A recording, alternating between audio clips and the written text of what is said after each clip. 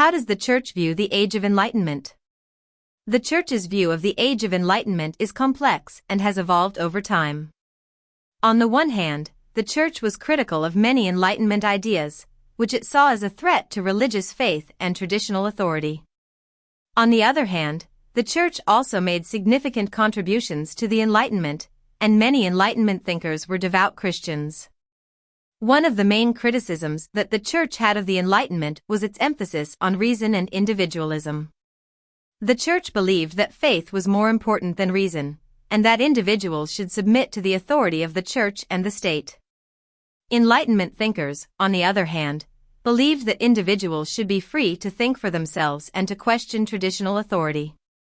Another criticism that the Church had of the Enlightenment was its emphasis on tolerance. The Church believed that only the Catholic faith was true, and that all other religions were false. Enlightenment thinkers, on the other hand, believed that all religions should be tolerated, even if one disagreed with them. Despite these criticisms, the Church also made significant contributions to the Enlightenment.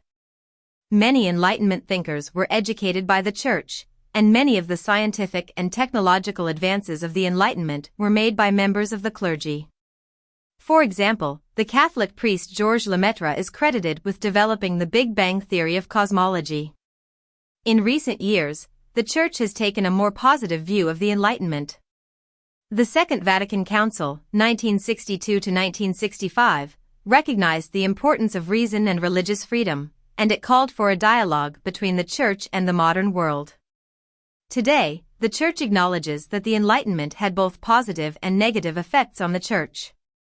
The Church recognizes that the Enlightenment helped to promote religious toleration and individual liberty, but it also criticizes the Enlightenment for its emphasis on secularism and its rejection of traditional authority.